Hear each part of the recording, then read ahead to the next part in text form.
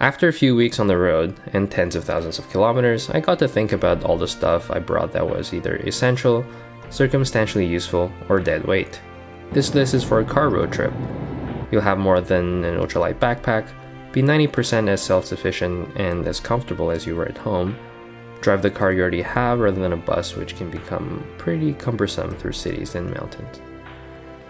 Backpackers would find most of the stuff wastefully redundant, while RV travelers might ask if I need disaster relief. Before I start, I suggest that you take a time lapse of you packing, so you know where things are in the car. It's essential to stay organized on a trip like this, in a car packed with stuff on top of each other. You don't want to take out all your stuff every time you are looking for something. You also don't want to go into mild panic because you can't find your hard drive with 1.44 terabytes of photos and videos. I love trying local food in restaurants, but for cost and convenience reasons, and more importantly the fact that nobody will prepare your food in the wilderness, making your own food is quite important. The most useful thing here is a propane stove, whether it's a portable one or a fancier one. This is your quickest, most reliable, and cheapest source of heat. Playing with fire takes at least half an hour and can be done in very specific places only. Since there isn't always running water for washing, a non-stick pan makes that a bit easier. Some people, like me, often forget plates, utensils, salt, pepper, or cooking oil. Don't be like me, but you can always pillage some from fast food restaurants. Heat-resistant and insulating tools, like chopsticks, are really handy for playing with food over the campfire. You can heat canned food or water while driving with an electric mug.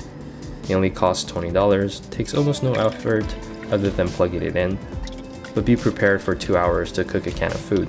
If you do cook on a campfire, and you should because smoky flavor and some cancer-inducing char tastes awesome, grills and metal sticks are essentially less maintained campgrounds. Aluminum can be used to wrap and cook vegetables or sweet potatoes, or to cover the grill if it's really dirty.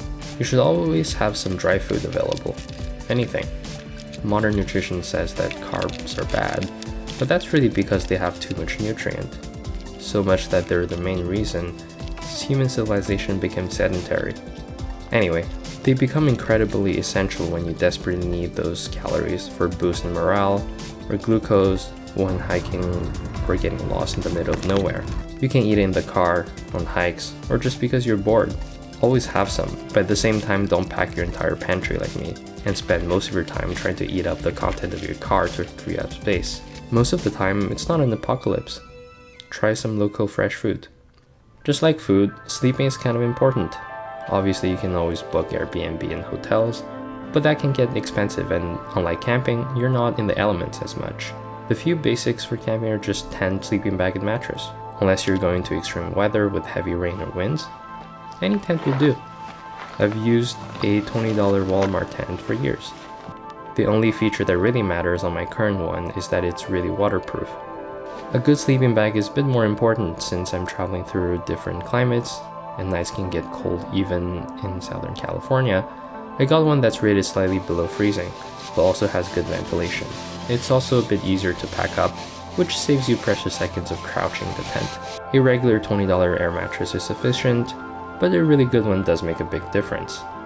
The one I have packs down to a very small roll, only takes 20 breaths to inflate, is cushioned enough that you can sleep on your side, and is insulated for freezing temperatures. I can also sleep in my car pretty comfortably with the rear seats fold flat, just enough length for my whole body, and the car insulating me from the weather.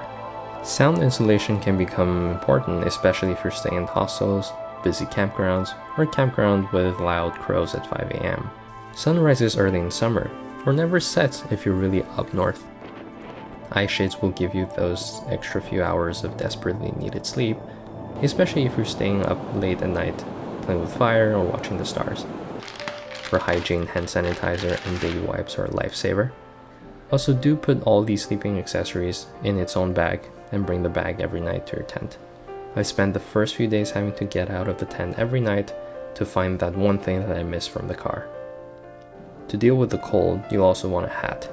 Although it's a myth that we lose the majority of our heat through our head, it is also the only uncovered part of the body when in a sleeping bag. Bring more clothes to wear, obviously, but also clog gaps in your sleeping bag around your neck. Have wool socks, techwear like compression pants and shirt, Emergency blankets will reflect the heat back to you, but also can accumulate all the condensation. For more extreme weathers, have a down jacket, snow pants, and double the mattresses and sleeping bags. Even for non-extreme weather, it still gets cold at night in the desert, in the mountains, or next to the ocean. A warm jacket means you can stay out later to watch the stars without having to sit literally inside the fire pit.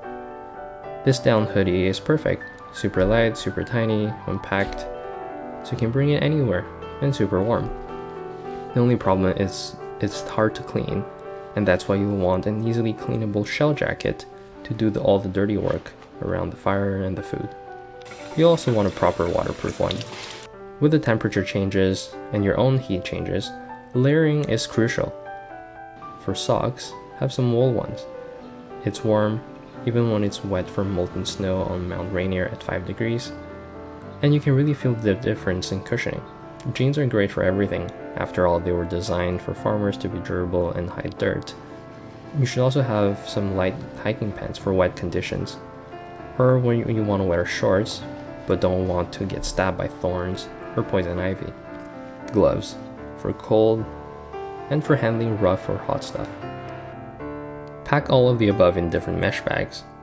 It may seem redundant at first, but trust me, it's a lot more convenient than having to bring out a bag with all your clothing every time you need a single piece. And you can always store these bags in different spaces around the car, rather than a big suitcase. The most common issue on the road is with tires. Make sure you have a jack, a spare, the lug wrench to remove the nuts. My car doesn't actually come with the spare, so I just have a full-size winter tire and rim. In fact, having a full-size tire, or two, isn't the worst idea if you have the space. The farther you are from civilization, the rougher the road gets, and you might not want to drive hours on a speed-limited, bumpy, low-grip spare donut. Haven't used these recovery tracks yet, but I almost got stuck in mud a few times, partly or mainly due to stupid route choices. A 12-volt inverter will charge all your USB and 120-volt electronics. If your inventory of electronics is more than just a phone, you need this. Depending on how far you're going, make sure to resupply on tires, brakes, engine oil, air filter, octane booster if you need 91 gas. A normal headlamp with red and white light is what you'll use 90% of the time.